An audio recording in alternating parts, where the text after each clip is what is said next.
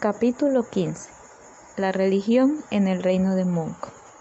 Resulta interesante comprobar que la religión de los superhombres que habitan Ganímedes es en esencia la misma doctrina de amor y confraternidad que predicara hace 2000 años el sublime Maestro Jesús, el Cristo en las riberas del Jordán. Todas las enseñanzas fundamentales del primitivo cristianismo y muchas de las prácticas esotéricas acostumbradas en el periodo inicial de la vida de los primeros cristianos se encuentran en la base fundamental de la estructura religiosa de aquel reino de Munch.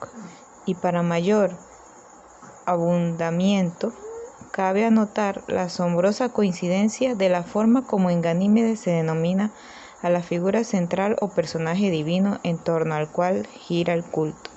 Lo llaman, con el más profundo respeto y veneración, el sublime Maestro, Dios del amor y del perdón, camino de la luz, de la verdad y de la vida.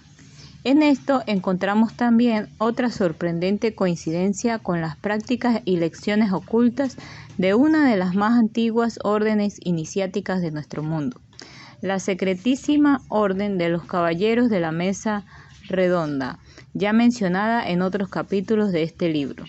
Entre los herméticos hermanos caballeros de esa tan antigua institución esotérica se llama a Cristo, en nuestro mundo, el sublime Maestro, Dios del amor y del perdón, camino de la luz, de la verdad y de la vida. La misma fórmula exactamente idéntica, el mismo concepto y las mismas enseñanzas fundamentales. A través de milenios de separación en el tiempo y de más de 760 millones de kilómetros de distancia en el espacio, ¿qué relación existe o ha existido entre ambos? No estamos capacitados para resolver ese misterio, pero vamos a ver a medida que avancemos otras muchas coincidencias y semejanzas estrechísimas entre la religión de ese mundo y varias doctrinas del nuestro. Pero si comprobamos abundantes concordancias, vemos también profundas y múltiples diferencias en la práctica religiosa con respecto a la tierra. En primer lugar, allá solo hay una religión, con un solo gobierno. Esa proliferación de credos, que es una de las tantas causas de la división de nuestra humanidad, no existe allá. Su religión es la misma para todos, con una misma doctrina, una filosofía uniforme y una práctica igual en todos los confines del reino y para todos y cada uno de sus habitantes. El dogmatismo tan común entre nosotros ha sido superado por la explicación científica de la enseñanza religiosa y por la comprobación litúrgica de los oficios de la profesión sacerdotal. En los capítulos anteriores manifestamos que el soberano reinante allá es al mismo tiempo el sumo sacerdote, pero el sacerdocio en Ganímedes no pretende apoderarse de la conciencia popular ni dominar la voluntad y la mente de sus feligreses. En todos los niveles eclesiásticos reducidos en verdad, pues solo hay 4 categorías entre el sacerdote común y el supremo pontífice, la diaria labor está enfocada principalmente a la instrucción de las grandes verdades cósmicas, sólido sustento de toda la doctrina, y a las prácticas del culto que no tienen nada de teatral o espectacular y sí mucho de comprobación objetiva de las enseñanzas previas o teóricas. Las ceremonias rituales son verdaderas pruebas demostrativas de la existencia y de la interconexión de los diferentes planos cósmicos o de la naturaleza, de las fuerzas y energías que en ellos actúan y de la estrecha relación entre las diversas entidades superiores e inferiores que los pueblan. Cada ceremonia, cada rito pone en evidencia a alguna o a varias de esas fuerzas y entidades, porque el sexto sentido presente en todos permite verlas, oírlas, unirse a ellas si conviene, para realizar conjuntamente los maravillosos servicios que en tales oportunidades tienen lugar en beneficio general de todos. Cuando hablamos del matrimonio en el capítulo precedente, prometimos dar mayores datos sobre la ceremonia. Vamos a hacerlo como un ejemplo de lo que se viene explicando. Se dijo que para todos, sin distinción, era igual en sobriedad, ausencia de lujos y oropeles vanidosos, y en la maravillosa experiencia de la manifestación efectiva de las grandes fuerzas cósmicas que en ese acto intervienen. Los novios Avanzan solos hasta el centro del templo, que invariablemente es de forma circular y en cuyo centro está ubicado el altar.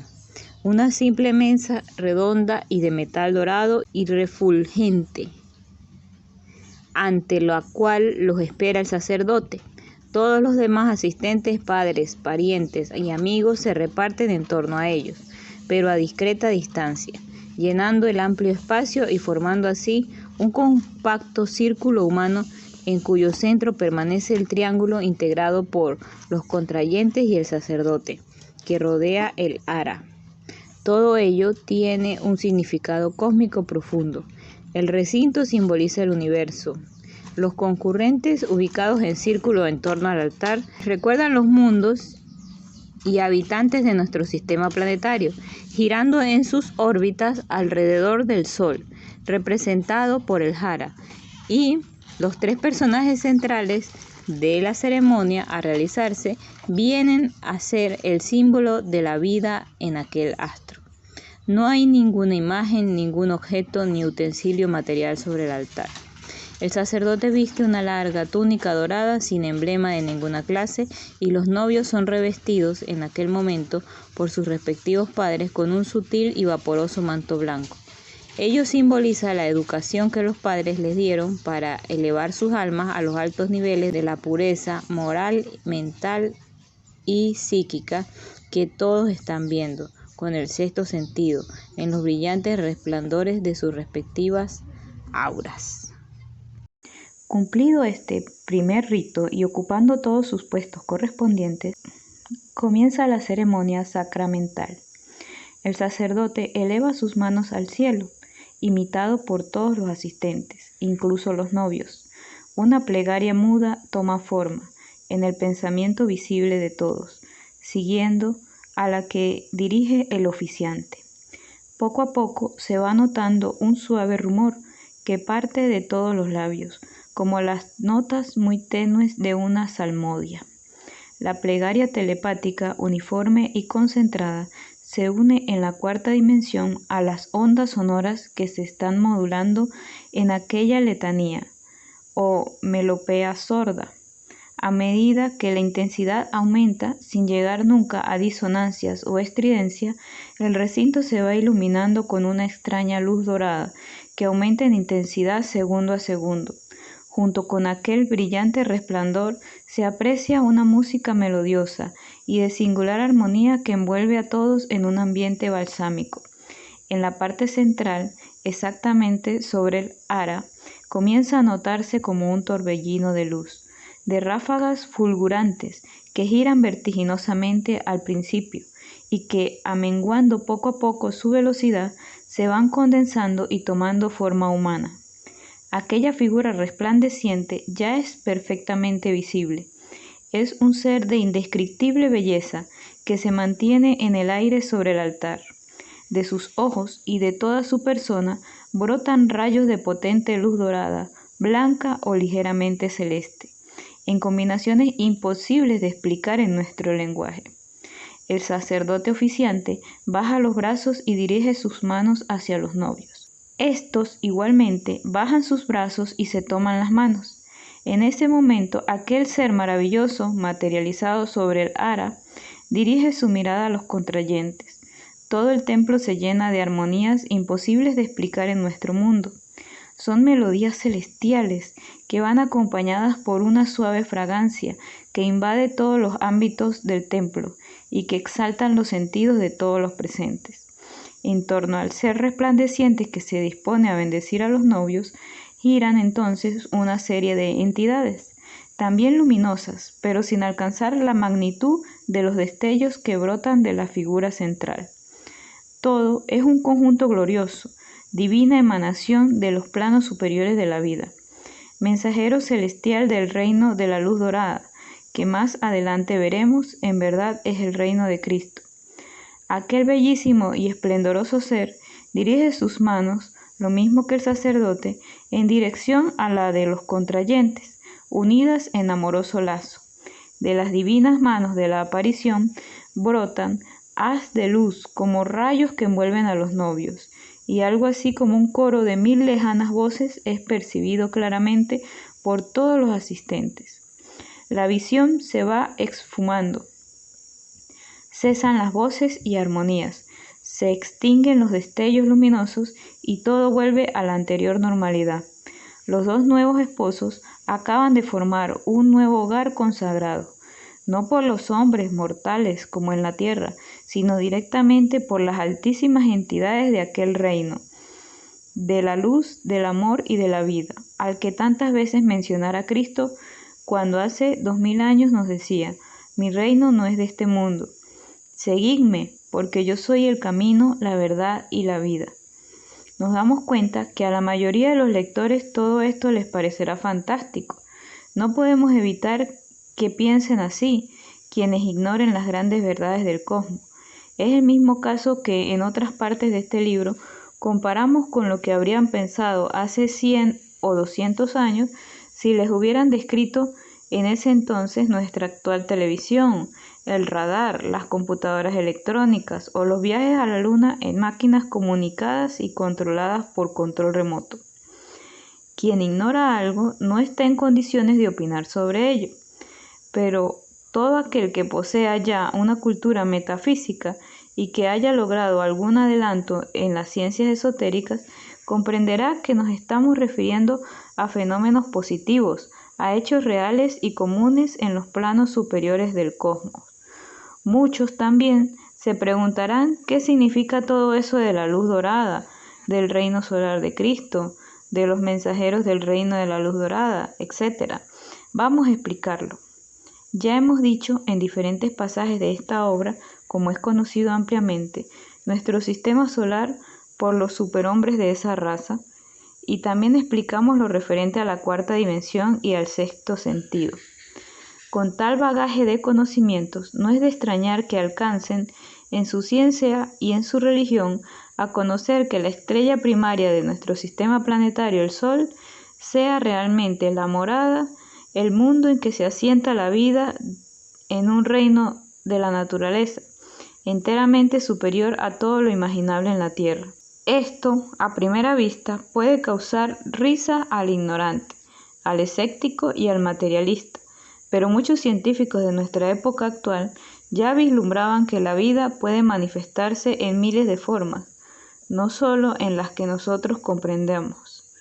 Para la vida, que emana de los más altos niveles del cosmos, que es completamente inmaterial, con absoluta independencia del medio en que le toque manifestarse, y que el espíritu participante de esa vida y perpetuamente inmortal puede asimismo actuar libremente en cualquier plano de la naturaleza y asentarse en cualquier mundo, sin que las condiciones ambientales de ese mundo lo afecten, en lo menor por su misma inmaterialidad.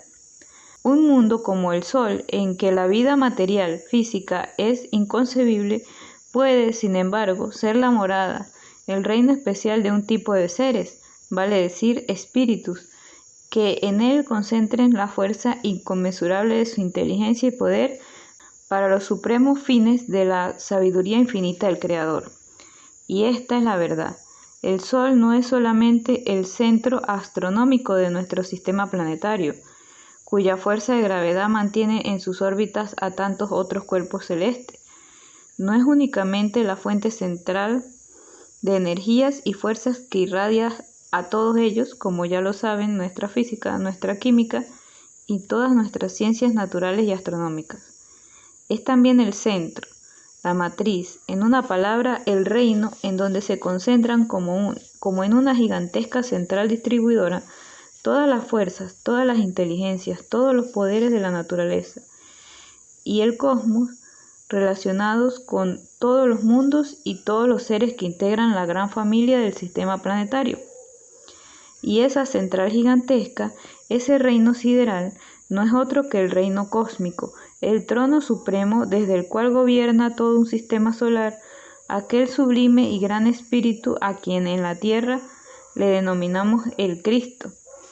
Esto lo saben con pruebas, como todo, en Ganímedes, y le dan los nombres más arriba mencionados. En cuanto a este punto, debemos manifestar que en la tierra también se le conocen muchos. En los grandes lamasterio del Tíbet y en algunos de la India y en Nepal se llama al sol el país de la luz dorada, y los grandes lamas han poseído siempre el secreto de este nombre. Entre los caballeros de la mesa redonda todo es conocido ampliamente, y lo mismo que en Ganímedes denominan al sol el reino de la luz dorada. Y en la más remota antigüedad, ¿por qué adoraban al sol las más cultas y avanzadas civilizaciones de ese entonces? Egipto, Persia, Tiahuanaco, mayas, aztecas e incas centralizaron en el sol el supremo culto de sus religiones, y bajo diferentes nombres por los léxicos distintos, pusieron al sol a la cabeza de sus complicadas teogonías. En esos lejanos tiempos no se explicaba al pueblo las grandes verdades cósmicas ocultas en la simbología. Eran secretos conocidos por unos pocos sacerdotes, e incluso no todos, sino los verdaderos iniciados en las ciencias herméticas, como aquellos hermanos de la Esfinges, ya mencionados al principio de esta obra. Los historiadores comunes creyeron ver en ello, en el culto al sol, el reconocimiento solamente de las fuerzas y energías físicas, como la luz, el calor, etc., que dan vida químico-física a los mundos dependientes del astro rey. Así lo explican a la posterioridad. Pero quienes han estudiado en distintas épocas la metafísica profunda en aquellas escuelas esotéricas tantas veces mencionadas, saben que existen muchas pruebas del otro aspecto, coincidentes en todo con lo que en Ganímedes constituye una verdad comprobada y un fundamento esencial de su religión. A este respecto podemos decir que en el Tíbet, antes de que la China comunista lo invadiera, convirtiéndolo en provincia suya, los Dalai Lama y los más altos lamas conocían y guardaban en el más cuidadoso secreto un voluminoso papiro egipcio de los tiempos de la segunda dinastía. Vale decir más de 5.000 años, que la tradición hacía llegar hasta su lejano país conducido por dos hermanos de la Esfinge, en la época en que se estaba derrumbando el reino de los faraones por la decadencia de los Ptolomeos. Es conocido en todas las escuelas ocultas de los misterios antiguos en el éxodo de los últimos hermanos de la Esfinges, antes de que llegaran los romanos a conquistar las tierras del Nilo. Se sabe cómo se repartieron por el mundo estableciendo nuevas escuelas de su ciencia en diferentes lugares de la tierra. Los Rosacruces de Europa medieval fueron una de ellas, y en el voluminoso rollo de papiros confiado a la custodia y perpetua instrucción de los más sabios lamas del Tíbet, entre muchas enseñanzas relacionadas con el cosmos, estaba la que se refiere al sol como sede central de un reino de grandes espíritus, dioses de los mundos que lo envuelven, que gobiernan los cielos y la tierra a los hombres, animales y plantas, y a todas las cosas que dependen del dominio y voluntad suprema de Amón-Ra. Esta alusión no puede ser más clara. Interpretando las amplias lecciones del papiro a la luz de los conocimientos emanados del sexto sentido y de la cuarta dimensión, Amón-Ra, el padre de la teogonía del antiguo Egipto, no es solo el disco solar, el astro físico central de nuestro sistema planetario, sino el gran espíritu que lo rige como rey y señor de todo el sistema. Y ese gran ser, reconocido y reverenciado por los hermanos de la Esfinge, por los magos de Zoroastro en la antigua Persia, por los sacerdotes iniciados de los mayas, aztecas e incas, es el mismo a quien los hombres del reino de Munk consideran el sublime maestro, Dios del amor y del perdón, camino de la luz, de la verdad y de la vida. Si todas estas cosas hubieran sido conocidas por los sacerdotes de las diversas religiones de la tierra, en diferentes lugares y épocas, ¿cuántos errores y crímenes se hubieran evitado? Pero nuestra humanidad estaba todavía en la infancia de la evolución. No puede extrañarnos que así sea si comparamos a los pueblos con los individuos que los forman. ¿Qué distancia tan grande en facultades, experiencia, sabiduría y poder hay entre un niño tierno y un adulto instruido? Y esa distancia se multiplica hasta lo infinito si tomamos como elementos de comparación a dos seres pertenecientes a tipos o niveles de evolución muy separados. Por ejemplo, al miembro de una raza de pigmeos en Australia y a uno de nuestros hombres de las ciencias actuales. Y esa progresión, como ya se ha dicho, alcanza al infinito. Es el resultado ineludible de las leyes cósmicas gobernantes de la evolución universal. Ya esto lo tratamos al ocuparnos de la cuarta dimensión y al explicar la ley de la reencarnación. Ya que llegamos a este punto, hemos de anotar también que el conocimiento profundo y comprobado por la experiencia de la cuarta dimensión de la ley cósmica de la evolución progresiva universal y de la reencarnación constituyen verdaderos pilares fundamentales de la religión en Ganímedes. Por lo que, explicado en la segunda parte de este libro, nos abstenemos de repetir información que sería redundancia, pero tenemos que mencionar ciertas coincidencias notables entre los conceptos y fundamentos religiosos de esa raza y nuestra humanidad, procurando establecer divergencias de opinión y los graves errores que en la Tierra ha motivado su ignorancia.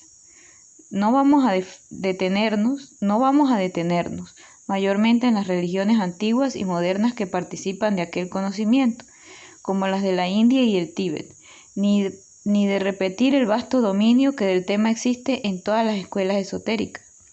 Queremos referirnos muy particularmente al gran bloque cristiano, sin diferencias de iglesia, por ser el cristianismo la última y la más elevada concepción religiosa a la que ha llegado el proceso evolutivo correspondiente en la etapa actual de nuestra civilización. Hemos venido explicando que la religión en Ganímedes participa de todos los elementos esenciales contenidos en las sublimes enseñanzas de Cristo, y únicamente, a diferencia del léxico, muy pequeñas y relativas, pero en mayor grado a la distancia enorme del desarrollo evolutivo de ambas humanidades. Todas las lecciones sustanciales de la doctrina crística están presentes de manera inconfundible en la doctrina básica de la religión de Munk, y no solo están presentes como cuerpo de doctrina o guía filosófica, son verdaderas fuerzas vivas que tienen su manifestación objetiva en el desarrollo moral, psíquico y mental de todos los seres que habitan en ese mundo. ¿De qué manera ha podido grabarse con tal intensidad, con tan poderoso influjo en la mente y el alma de toda esa humanidad? Primero, los métodos de enseñanza de padres, maestros y sacerdotes que jamás pretendieron obligar a creer determinada verdad como un dogma impuesto y no explicado. Y en el segundo lugar, por aquel sexto sentido que permitió a todos nuestros maestros y discípulos comprobar la realidad de la enseñanza en todos los niveles de la vida, desde el mundo físico hasta dominios superiores de la cuarta dimensión. Y así se ha comprobado desde los tiempos remotos del planeta amarillo de origen el proceso evolutivo y su inmediato instrumento y la reencarnación. Esta gran verdad, sin la cual no tiene lógica ni explicación la variedad de estados, formas y niveles de la vida, desde lo más ínfimo hasta lo más supremo en todo el universo, también fue enseñada en la tierra por Cristo. Tomemos la Biblia. En el Evangelio de San Mateo, capítulo 11, versículos 13 al 15, el Señor, hablando con sus discípulos sobre la misión de Juan el Bautista, dice: porque todos los profetas y la ley hasta Juan profetizaron, y si queréis recibir, él es aquel Elías que había de venir. El que tiene oídos para oír, que oiga. Más adelante, el mismo Evangelio, capítulo 17, versículos 10 al 13, repite: entonces, primero, respondiendo Jesús, le dijo: a la verdad, Elías vendrá primero, y restituirá todas las cosas. Mas os digo que ya vino Elías y no le conocieron. Antes hicieron en él todo lo que quisieron. Así también el Hijo del Hombre padecerá de ellos. Los discípulos entonces entendieron que les hablaba de Juan el Bautista. En el Evangelio de San Marcos, capítulo 9, versículos 10 a 13, hablando sobre la resurrección de los muertos, se lee: y diciendo: ¿qué es lo que los escribas dicen que es necesario que Elías venga antes? Y respondiendo les dijo: Elías, a la verdad, viniendo antes, restituirá todas las cosas, y como está escrito del Hijo del Hombre, que padezca mucho y sea tenido en nada. Empero os digo que Elías ya vino y le hicieron todo lo que quisieron, como está escrito en el Evangelio de San Juan, capítulo 2, versículos 1 al 7. Leemos una de las más claras referencias. Dice así: y había un hombre de los fariseos que se llamaba Nicodemo, príncipe de los judíos. Este vino a Jesús de noche y díjole: Rabí, sabemos que has venido de Dios por maestro, porque nadie puede hacer estas señales que tú haces, si no fuere Dios con él. Respondió Jesús: de cierto te digo, el que no naciere de agua y espíritu no puede entrar en el reino de Dios. Lo que es nacido de la carne, carne es; lo que es nacido del espíritu, espíritu es. No te maravilles que te dije, os es necesario nacer otra vez. A través de los siglos se ha venido pretendiendo interpretar sofisticadamente estas concretas palabras del Salvador, empleando los más complicados juegos de la dialéctica teológica. Pero Cristo refrenda su afirmación a Nicodemo con estas palabras: de cierto te digo, que el que no naciere de agua y espíritu no puede entrar en el reino de Dios. Todos sabemos que para nacer, el cuerpo físico pasa por un periodo de 9 meses en el claustro materno, dentro de una bolsa llena de agua que es la placenta. Así pues, confirma la necesidad de volver a nacer en nuestro cuerpo físico o de carne, y con su correspondiente ego, o sea, el espíritu, y vuelve a repetirle: no te maravilles con lo que te dije, os es necesario nacer otra vez. Puede haber declaración más concreta, directa y objetiva sobre la ley de reencarnación. A través de la Biblia hay muchos ejemplos. Estos nos bastan. En los registros akáshicos, plano cósmico en que está grabado todo cuanto ha sucedido y sucede en el mundo plano, que también es conocido por las escuelas iniciáticas con el nombre de memoria de la naturaleza, y en él que se encuentran las fuentes de la profecía, por encerrar en sus regiones superiores todo el pasado, el presente y el futuro, se puede ver cómo se enseñaban todas esas verdades suprafísicas a los primeros cristianos y en los tiempos de persecuciones romanas. En el secreto de las catacumbas, de las reuniones clandestinas, de toda esa enseñanza, fue la clave de la misteriosa fuerza demostrada por miles y miles de mártires cristianos, que marchaban a la muerte con entereza, con serenidad y hasta con alegría, de quien está seguro que la muerte no es la destrucción final y que además, a través de ella, lo espera un futuro promisor y bello. Cabe ahora preguntarse, ¿por qué se olvidó, ocultó y negó posteriormente la enseñanza de la reencarnación en el cristianismo? En efecto, a partir del primer concilio ecuménico de Nicea, en el año 325 de la nueva era cristiana, y de los posteriores concilios de esa centuria, cuando se inicia la vida pública y libre de la Iglesia, al amparo de los decretos del emperador Constantino, y con la ya naciente protección del Estado para la nueva religión, se va olvidando la enseñanza esotérica de aquella gran verdad del cosmos, hasta perderse por completo por los siglos tenebrosos de ignorancia y de superstición de la Edad Media. No pretendemos investigar el misterio de su desaparición, del conjunto doctrinario que después se ha predicado a todos los cristianos de los siglos posteriores, pero ahí están en los evangelios las palabras categóricas, las afirmaciones positivistas de Jesucristo a Nicodemo sobre la necesidad ineludible de volver a nacer, de renacer para poder llegar al reino de Dios. Y a medida que aumentaba el poder de la Iglesia, se acrecentaban sus riquezas materiales y sus dominios sobre las conciencias de los pueblos y de sus gobernantes. Se difundían más dogmas creados por los hombres y se explicaba menos los grandes misterios del cosmos, las profundas e innumerables leyes fundamentales de la vida que en pocos años transformarán en titanes a los primitivos cristianos, como lo prueban las listas heroicas de los mártires del primero y segundo siglo. ¿Por qué se apartaron en muchos aspectos de la vida básica y de básica importancia los gobernantes de la Iglesia del medioevo, de la esencia y del camino trazado por el Salvador? Ejemplos de estos hay muchos en la historia, que lo digan, si no, los ríos de sangre vertidos por los cruzados, en nombre de Dios, del amor, del perdón, de la paz, de la confraternidad humana. ¿Cómo explicar esa abominable institución sarcásticamente llamada la Santa Inquisición y las aberraciones de crímenes y violencia practicada hasta por papas y cardenales entre el medioevo y el Renacimiento, y que fueran la causa de los cismas protestantes y de las guerras de religión que hasta hoy enfrentan a unos cristianos contra otros, convirtiéndolos en fieras, como estamos todavía contemplando en la convulsionada Irlanda, y todo esto en el nombre de un Dios de amor, de paz y de humildad. No seguiremos adelante. Solo hemos querido hacer una ligerísima comparación entre nuestro cristianismo y el cristianismo esotérico de los hombres de Ganímedes. Allá no existe el símbolo del cristiano crucificado, porque en esa civilización no se crucificó jamás al Rey del reino del amor, de la verdad y de la luz, como lo crucificamos en los días del Calvario, hasta ahora en los pueblos, en gran parte de las almas y de las instituciones de este mundo. Por todo eso es que se reveló al discípulo vidente en la isla de Patmos el Apocalipsis, transcrito por San Juan, y esa profecía tremenda que ya se está cumpliendo terminará muy pronto en los próximos 30 años, y en ella también está señalada la misión de que, por designios del Rey de la Luz Dorada, comienzan a cumplir con sus continuas visitas a la Tierra las astronaves del reino de Mun.